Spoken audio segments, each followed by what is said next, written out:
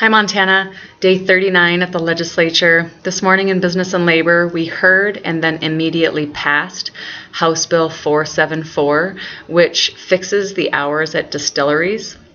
You might have noticed that if you go to a brewery, you have to buy your last beer by 8, but then you're welcome to stay and drink it until 9, as long as no alcohol is sold after 8. At a distillery, though, you have to buy and drink your last drink by 8 o'clock. You have to be out the door, and you're not welcome to stay and finish your drink past that. So we passed a bill today that makes the breweries and distilleries have the same exact hours. That was the good news. The bad news is that the committee failed the Family Medical Leave Act, Bill 392. It failed on almost a party line vote. One Republican joined all the Democrats, and it wasn't enough votes to get it passed. So the bill had all proponents, almost 20 of them, no opponents, not a single one. It pays for itself, and it's so good for the economy. I'm a math teacher. I get numbers. This bill works for the economy. It pays back in spades. And this is an example of the majority controls what passes. If the majority can stop all kinds of good ideas for all kinds of reasons. We also passed a bill exempting coaches who work for nonprofits from any kind of workers' comp coverage. So I hope none of those coaches working for nonprofits take a foul ball to the noggin, because they won't be covered under workers' comp.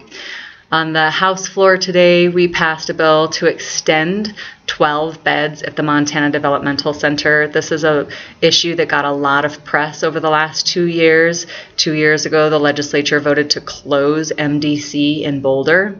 And now, since then, they've realized, there's actually not a way to house all of these people. We made a mistake. So this is a little bit of a Band-Aid bill to extend for 2 more years, 12 spots at the MDC.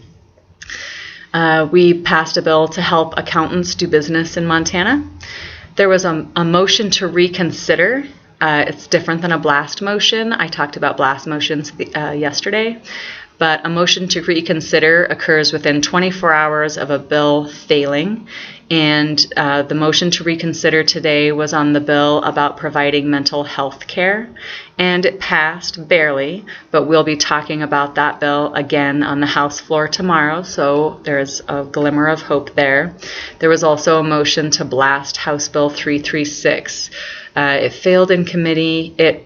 Right now, you can choose to add $1 onto your vehicle registration fee to pay for traumatic brain injury research. It's aimed at helping veterans and accident victims who have traumatic brain injuries.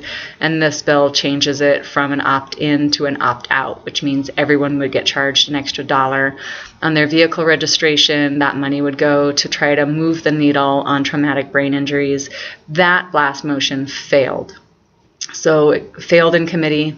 The motion to reconsider failed on the floor. We're probably done with it. In education this afternoon, something really interesting happened. I told you that there was a bill to provide funding specifically aimed at Native American achievement to specifically Native American schools. Sounds like a no-brainer, right? So we're talking about Indian education for all money, Native American achievement money, and highly qualified educator money.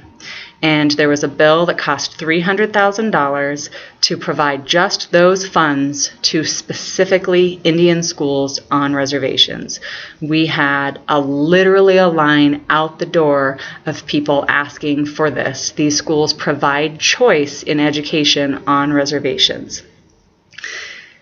The committee, on a party line vote, failed that school choice bill that took money aimed at Indian achievement and spent it on Indian schools.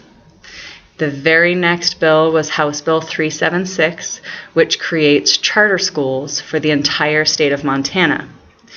And the majority, the Republicans, used the Native Americans as an excuse to pass this bill.